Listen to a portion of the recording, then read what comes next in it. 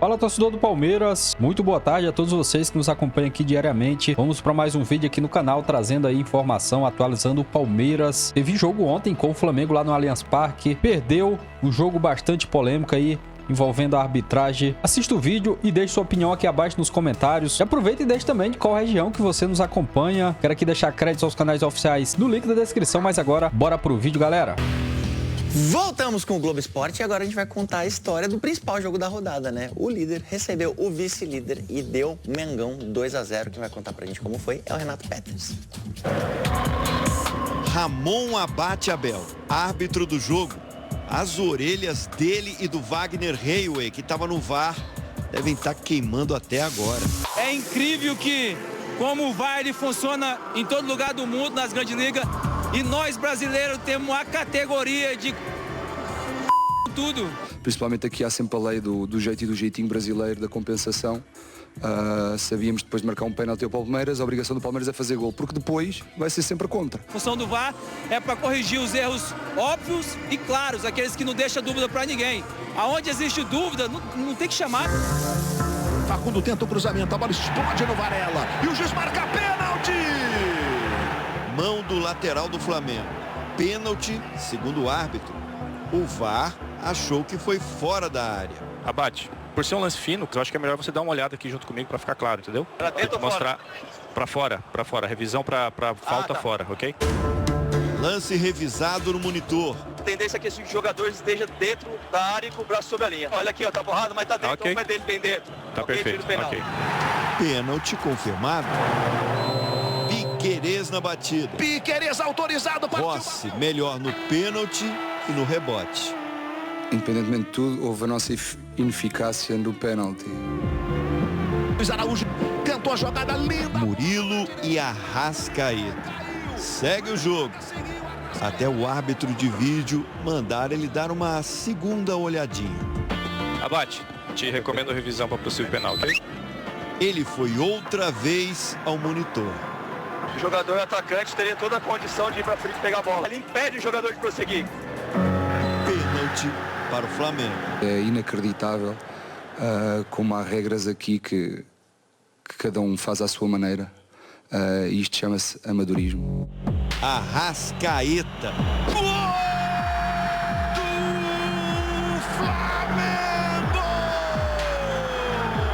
Tinha como piorar? Ayrton Lucas fez 2-0. Não vamos botar a culpa no VAR, o Flamengo tem seu mérito também pela vitória, mas eu acho que óbvio que naquela altura um pênalti dado daquela forma, ele não só altera o placar, mas também muda o nosso emocional, muda a nossa forma de ver o jogo, mas vamos seguir em frente, descansar e melhorar. Enfim, por que o Palmeiras perdeu, você acha? Eu conheci o Boto cor-de-rosa, agora o Boto mentiroso eu não conhecia, cara. O Boto cor-de-rosa. Não é? Realmente são coisas diferentes as falas dos treinadores, sem querer defender o João Martins, não sou disso, mas eu posso falar que aqui existe o jeitinho brasileiro, que aqui existe a arbitragem justiceira, né? Mas ele não, acho que ele estava indo bem até a hora de falar do Flamengo, aí 2 pênaltis e tal. Acho que ali ele pisou na bola. Posto isso, tem um fato nesse jogo que me chamou mais atenção e não vi as pessoas falando. E eu vou começar por ele. Quando o Palmeiras toma um gol, eu estava assistindo o jogo do meu cachorro Oliver, e aos 35 minutos do segundo tempo, o Abel Ferreira cometeu uma aberração, que é a maior aberração. Eu entendo, mesmo tendo Maurício, Paulinho, não teria feito isso, teria entrado com o Maurício. Falei isso, que se você tem dúvida, pega lá no meu pré-jogo. Mas eu entendi depois, o João falou, a gente queria bloquear os lados do Flamengo com o Cebolinha e o Araújo, né? O Luiz Araújo. Dá para entender isso, só que o Palmeiras não pode mais jogar só para bloquear o adversário. Ele tem que jogar e fazer jogar. Então o Maurício, mesmo que você perca o jogo, corra mais riscos atrás, né? Entendendo que ele não tinha o Aníbal ontem no banco, o Aníbal teve problemas particulares, não sei quais foram. Isso não me incomoda em nada. Mike, dobra de lateral, para mim isso aí é função tática, estratégia, dá para entender. Poderia ter o Palmeiras jogou melhor no primeiro tempo, não, a estratégia deu certo, impediu o Flamengo de jogar, O Flamengo finalizou aos 52 minutos, porém, se você for ver o que o Rossi defendeu no primeiro tempo, é nada. Então também a estratégia funcionou de um lado, não funcionou do outro. A arbitragem eu vou falar no final, tá bom? Vou responder a sua pergunta. Aí é óbvio que não dá para deixar de fora que perder 4 de 9 pênaltis tem uma influência dentro do jogo, né? Que se o Palmeiras faz o gol no primeiro tempo, dificilmente o Flamengo empataria ou viraria. A gente conhece o Palmeiras, sabe como o Palmeiras funciona. A partir daí, quando você toma o primeiro gol, essa é a maior aberração que eu já vi essa comissão técnica fazer. Porque tem algumas coisas no jogo de futebol tem que ser clara. Como eu ataco, como eu me defendo, como eu ataco na bola parada, como eu me defendo na bola parada. São 4 questões, quesitos simples. E quando você toma um gol, e o Abel já fez isso, não dessa forma, mas já fez. É a mania de tirar a volante e botar o Veiga para jogar de 8. Ontem, o que ele fez, quando eu vi, falei, pô, vai entrar o Luiz e o Veiga, quem vai sair? Ele tirou o Gomes e o Evangelista. Ele acabou com o Palmeiras. Tinha mais 15 minutos de jogo. Ali era a chance de empatar o jogo. Ele simplesmente jogou o Palmeiras na lona. Por quê? Prestem atenção nos meus argumentos. Não se trata de falar mal do técnico, da comissão técnica, mas se trata de falar do que é o jogo de futebol na minha concepção. Eu posso estar errado, tudo bem. Caramba, você tomou um gol, você está jogando em casa, 40 mil pessoas, é o Flamengo. Uma das coisas fortes do Flamengo é o quê? Qualidade individual. Qual é o forte do Palmeiras? Jogo coletivo. Como no jogo coletivo você vai fazer gol com 3-1-6? E 3, só um zagueiro. O Giais desesperado, o Piquerez que avançava também, ficava 3, 4 contra 1, contra 2. No contra-ataque eu falei, Oliver, filho, vai tomar o segundo. E não tomou o terceiro porque o juiz acabou o jogo. E eu senti alívio. O que é isso? O que é isso? Até pro contexto do jogo, você perde o jogo de 1-0, perdendo um pênalti, mentalmente você sai baleado, mas pô, erramos, nós erramos, perdemos o jogo. Agora, foi uma catástrofe, isso é uma tragédia. Isso é uma incompetência que me espanta. Eu fico muito espantado, gente. Como uma comissão técnica dessa, tão vitoriosa, tão competente, né? E eles têm tudo, eles conhecem tudo, eles conhecem os jogadores. Esse elenco foi bem montado. O elenco é bom, os jogadores são bons. Você não pode, na base da desorganização, rodízio de massa, não vai dar certo. Entendeu? Rodízio de massa, é canelone, é lasanha. O cara passa ali, ele pega um pouco de cada uma, não sei o quê. O que eu faço? Não dá. Entendeu? Não dá. E adiantou alguma coisa? Qual foi a defesa que o Rossi fez? A não ser, lá no final do jogo, ainda estava impedido, talvez, o Flaco. Estava 2-0, acabou o jogo. Acabou o jogo. Se você vai enfrentar um adversário grande, você precisa ter, a primeira coisa, organização pautada dentro do seu conceito de jogar bola, que é o conceito do Abel e dessa comissão técnica. Então, para mim, essa é a maior aberração surpreendente, incompreensiva para mim. Eu não compreendo.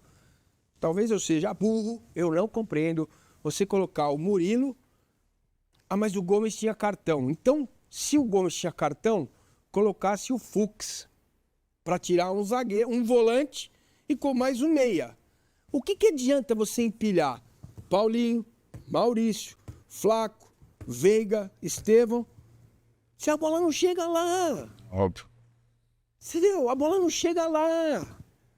Não dá para pedir que o Massa tenha parcimônia, calma, controle na churrascaria. Esquece. Não dá. Não tem coisas que são incompatíveis. Então, isso me espanta mais. Não é perder para o Flamengo, não é perder o quarto pênalti, o quinto pênalti esse ano.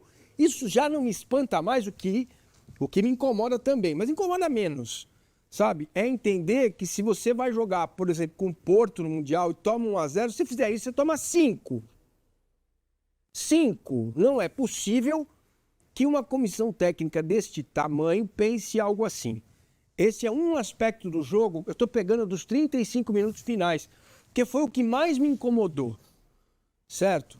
Agora, é óbvio que tem alguma coisa errada quando você tem 9 pênaltis e acerta 4. Não é possível que também esta comissão técnica deixe para o jogador decidir aonde tem que bater. Isso já passou dos limites. Quando sai pênalti, um dia eu vou instalar uma câmera minha vendo o jogo. Só para vocês terem uma ideia.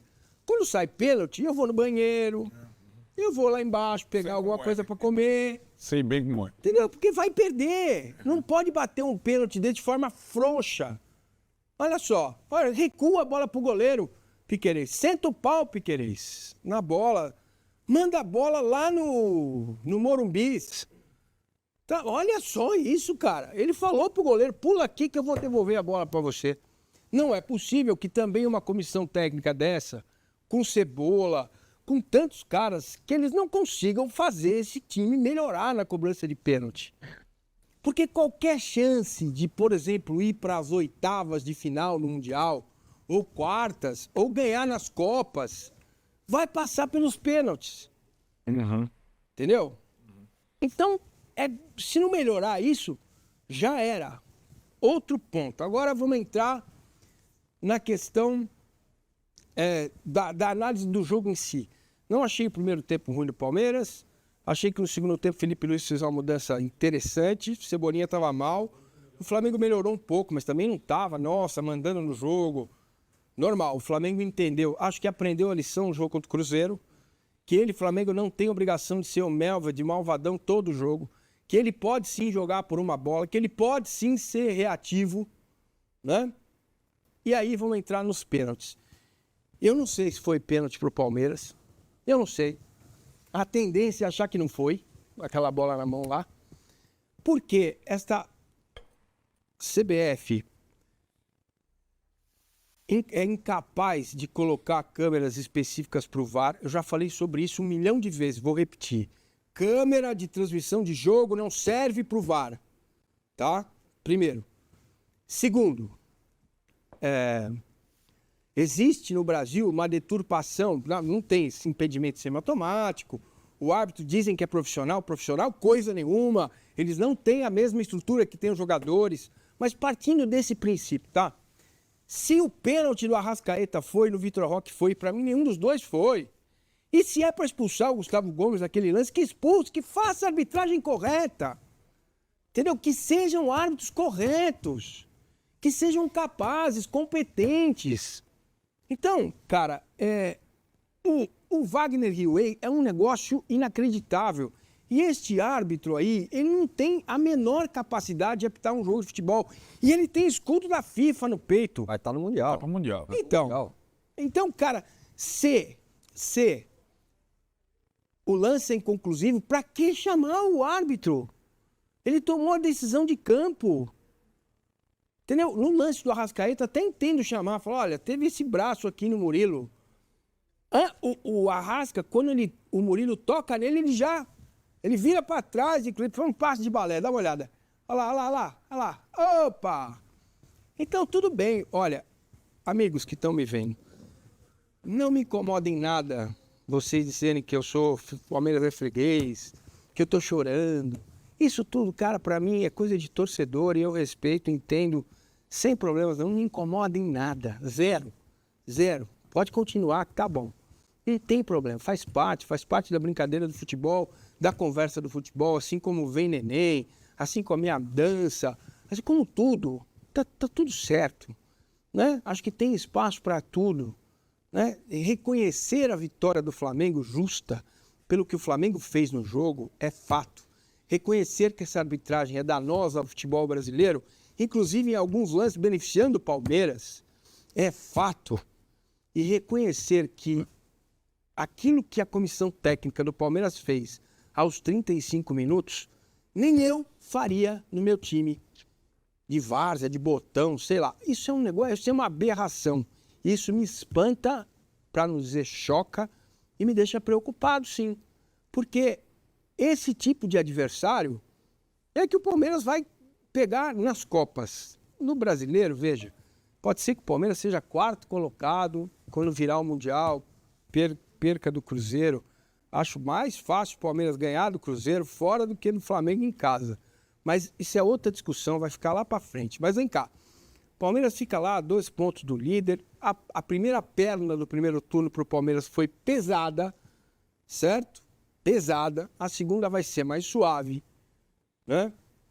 Então, não é essa questão de ser líder, 1 ponto, 2, 10. Claro, se fosse 10, tá tudo bem, né? É a questão que tem muito campeonato, vai terminar dia 22. Mas são sinais, cara. São sinais. É esse tipo de adversário que o Palmeiras vai enfrentar. Porque depois cai lá a Copa, teve azar. Você precisa ter capacidade de jogar contra o Flamengo e jogar bem e ganhar o jogo. Contra o Botafogo, contra o Cruzeiro, seja qual for o adversário que vai vir aí na Copa, entendeu? Nas Copas. Desculpa se eu me estendi, mas era isso que eu queria dizer. Muito bem. Polêmicas foram muitas na rodada do Campeonato Brasileiro da Série A, começando com Palmeiras e Flamengo. Era para muitos o jogo da rodada, porque envolvia 2 equipes candidatas ao título. E a gente já vai mostrar, então, o pênalti que foi marcado pró Palmeiras. Levou 6 minutos com análise no VAR, vídeo, aquela coisa toda. Em campo, o Ramon Abate Abel, ele deu essa penalidade, essa mão aí na bola do Varela. E aí depois o VAR chama para ver se foi dentro ou fora da área, era a dúvida. E aí ele acabou confirmando a penalidade. Ulisses, para você, eu vi várias e várias imagens, eu não concluí, então eu tenho que ficar com o que o árbitro deu em campo. Essa é a minha opinião, por não ter uma imagem que seja precisa. Eu também fiquei, eu estava transmitindo o jogo no Allianz ontem e eu também fiquei numa dúvida danada, porque ele salta e cai para fora da área. Agora, a questão é, o momento que a bola bate no braço, ele estava aonde? Dentro ou fora da área? Eu não consegui ver. Nenhuma imagem, nada, não consegui ver, sério mesmo. Eles apresentaram alguns ângulos. Não, vários ângulos. Depois eu peguei e fui ver depois do jogo para tentar chegar a uma definição, conclusão. E não consegui, cara, não consegui ver. Mas vou pelo árbitro dentro do campo de jogo, deu pênalti marcado e pronto. Edu e Cicinho e Ronaldo, vocês já deram opinião, mas para quem não acompanhou, Edu... Renata, como a gente falou, né, não tem uma imagem conclusiva, né? Então a gente vai pelo árbitro ali do campo. Então ele marcou o pênalti, eu acho que bem marcado, como você acabou de falar, é questão se estava dentro ou fora da área. Então vai com a decisão do árbitro, pênalti. Cicinho.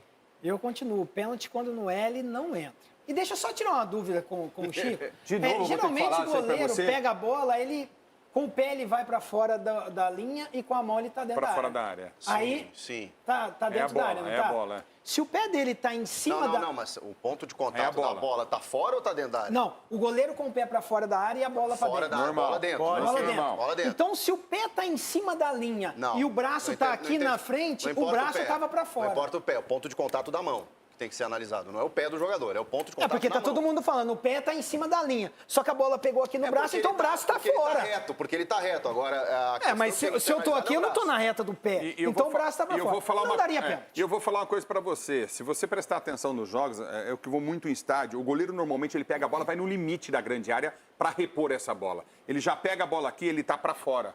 Se a arbitragem vai marcar falta toda hora, porque ele põe a bola para fora da linha da área. É que isso não é lance de VAR, entendeu? Né? Sim, então, sim, mas se o árbitro ficar atento, ou não é o auxiliar, é o bandeira que tem que ver isso. É o bandeira. Entendeu? Isso. Mas, Renata, muitas vezes eu vi, mas de sair o braço inteiro, quase dentro da meia-lua da grande área, no meio da meia-lua. Isso teria que ser analisado, porque se ele tá com o pé aqui e o braço aqui, a bola pega aqui e o pé tá em cima da linha, se o braço tá fora da área, fora da área, fora da área. Mas então, é só a gente calcular pelo braço. Eu não sei qual é a confusão Mas dá dele. pra ter certeza? Acho que essa é a dúvida. Não, mas tudo bem, se eu tô com o pé em cima da... Porque eles falaram, o pé tá na reta da linha e o braço tá aqui. Não, mas gente, pênalti é dentro da área. O pé não é o braço, o pé foi dentro da área a infração ou fora? É isso que não dá pra ter confusão. Alguém aqui, Ulisses... Sgarbi, você. Não, o problema desse lance é única e exclusivamente o fato de não ter uma câmera, o VAR com uma tecnologia gigantesca, não ter uma câmera que consiga mostrar ao certo. Mas foi pênalti, foi falta. Só uma de cima. Então, mas tem que ter, né, Chico? A CBF fatura quanto por ano? É difícil, nenhuma. Tinha que ter uma câmera dessa, uma câmera que mostrasse isso, tinha que ter. Mas é que normalmente quando você tem 4, 5 ângulos, você já tem uma definição. E nesse caso, eu não consegui definir. No meu ponto de vista, pênalti. Foi bem marcado. Eu só queria pedir desculpas póstumas ao saudoso Paulo Roberto Martins. Porque certa feita, ele nesta cadeira aqui disse: o Brasil vai estragar o VAR. E eu discordei de você, Paulo. Onde você estiver, a gente aprendia muito com você. Você tinha toda a razão. O Brasil estragou o VAR. Assino embaixo. Marco Aurélio Cunha, você daria esse pênalti sim ou não? Muito difícil de ter certeza, né? E eu acho que como o pênalti é uma penalidade máxima e a dificuldade de conclusão, eu daria fora da área no limite da linha, porque a minha impressão é que a hora que ele salta, os pés já estão fora da área e o braço também está fora da área. Então, foi falta, foi mão, óbvio, mas eu, pela gravidade do pênalti, dúvida pro réu. Então, daria falta no limite da área. E você, Everton Guimarães, marcaria essa penalidade para o Palmeiras? Renato, eu marcaria para o Palmeiras, porque quando ele salta, e antes de, pelo menos pelo que a imagem mostra, antes dele ultrapassar, o braço dele não fica totalmente à frente, ele gira o corpo, indicando o braço mais para dentro da área do que propriamente para fora. Então, para mim, fico com a marcação do árbitro, para mim, pênalti. Finalizando, Chico, pênalti ou não? Só um detalhe sobre esse lance. Gente, o VAR no Brasil está sendo reinventado, né? Eles estão rasgando o protocolo o tempo inteiro. O árbitro marcou no campo. O VAR, qual é a atribuição do VAR? Deixa eu analisar se tem uma imagem que conclua que foi fora da área. Não há uma imagem conclusiva. Confirma o pênalti. 6 minutos para que ele vá olhar todos os ângulos que o VAR também está olhando e que a gente não tem certeza. Wagner Hellway. O Wagner Hellway que é E Braulio da Silva Machado era assistente. É que ele tá punido, mas tem que ganhar a taxa, né? Aí bota lá ele escondidinho como assistente de VAR, é isso que acontece. Gente, era simples. Ele marcou no campo, não tem definição se foi dentro ou fora, respeite-se a decisão de campo. Acabou. Sabe o que eu tenho a sensação, não só nesse lance, que quando o VAR ele tá dando uma segunda oportunidade, independentemente de qualquer coisa, pro árbitro ver o lance. Não é a questão de se ele concorda ou discorda. É tipo, vai lá, dá uma olhadinha só pra não ter erro. E aí parece que piora tudo. Enfim, não é esse lance em vários, não é? Porque estão exigindo agora, dele ir, tá, Renato? o Palmeiras pede um pênalti no Vitor Roque. E eu quero saber do Alexandro, que na minha opinião fez uma partida muito boa. E eu começo com vocês, Garbi. Não, pelo amor de Deus, foi nada. Não tinha nem que ter reclamado, Vitor Roque. Vitor Roque tá bem, só que tá simulando os pênaltis também, que eu vou te falar, viu? Isso daí foi nada. Contato de jogo ali. O Alexandre voou. Pra mim foi o melhor em campo. Eu tô com o Sgarbi porque contato não necessariamente significa contato faltoso, não é? E aí, Marco Aurélio Cunha? Não foi nada. Subiu absoluto na bola. Nada. Alguém considera que foi pênalti aqui? Não, porque acho que todo mundo concorda que não gerou impacto. Agora, uma manchete aí, né? Se chamou no outro, tinha que chamar nesse. Calma aí, Chico. Meu Deus. Se chamou no outro, tinha que chamar nesse. Totalmente diferente, Chico. Não, é a questão do impacto. Claro que é. É o critério. Pra você é. É o critério. O árbitro não marcou no campo esse lance. Se ele fosse não marcou um tricolor lá, mas ele não marcou o pênalti que foi marcado também no campo. Mas aí o VAR chamou. Tá, mas o pênalti são lances totalmente diferentes. São lances totalmente diferentes. Eu não acho que... Não, eles são diferentes, mas tem a questão do contato e do impacto. Everton, você marcaria essa penalidade no Vitor Roque do Alexandro? Então, Renata, se fez carinho na barriga do Arrascaeta e o árbitro fez carinho nas costas do Vitor Roque, pênalti. Pelo critério do árbitro, seriam 2 pênaltis. No meu critério, nenhum dos 2 foi. Chico, aí que tá, se eu tivesse que comparar nesse jogo especificamente lance, seria o do pênalti do Arrascaeta e não o primeiro da mão do Varela. Não, exatamente. Porque, na verdade, é aquela questão de interpretação e de critério, eu concordo. Agora, a gente vai, inclusive, mostrar o lance que definiu o primeiro gol do Flamengo, penalidade marcada. Aliás, pênalti marcado não significa gol, né? Vocês já entenderam, né, o que eu quero dizer.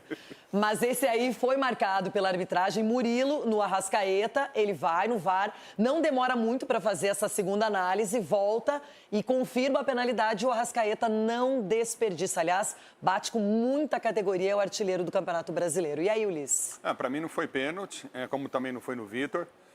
O Murilo tem a intenção de segurar, sim, mas ele deixa a mão e ele desliza no braço.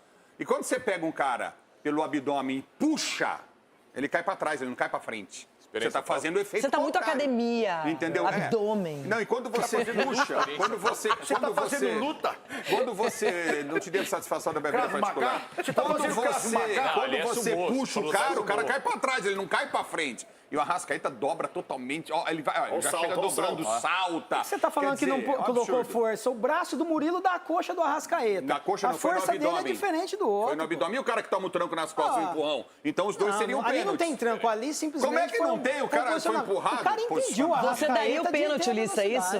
Eu você não daria. Não daria o pênalti. Você, sim, daria. Claro, Edu? Lógico. O Murilo correu o risco, né? Quando você abre o braço ali, é difícil, a questão da força, né? Como eu vou no mesmo critério que eu falei na primeira parte do programa, é duvidoso, né? Mas eu marcaria.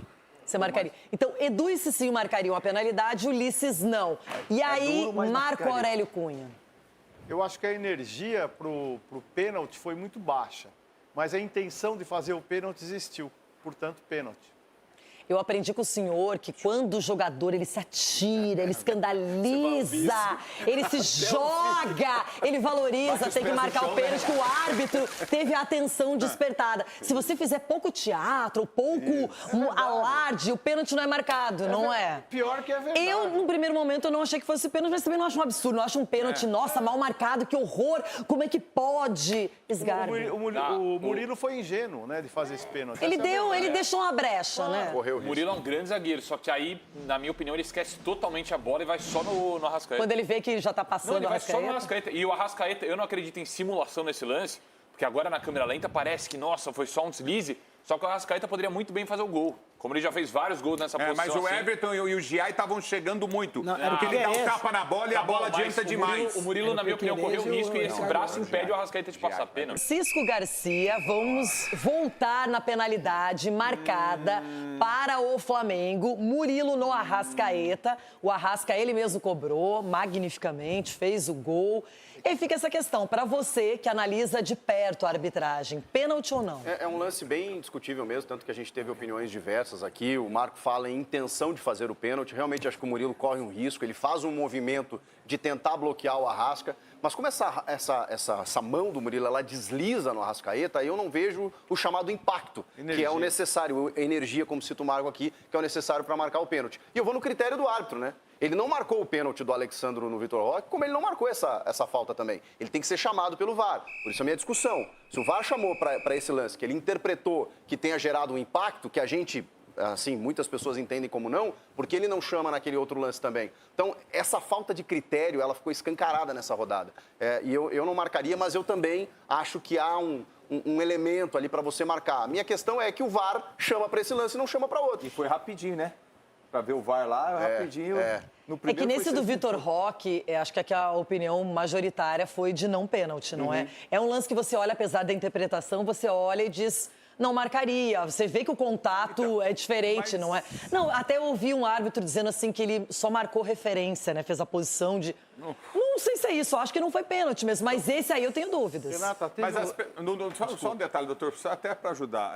Do Murilo dá para saber a intensidade do puxão dele e no do Vitor Roque não dá. Desculpa.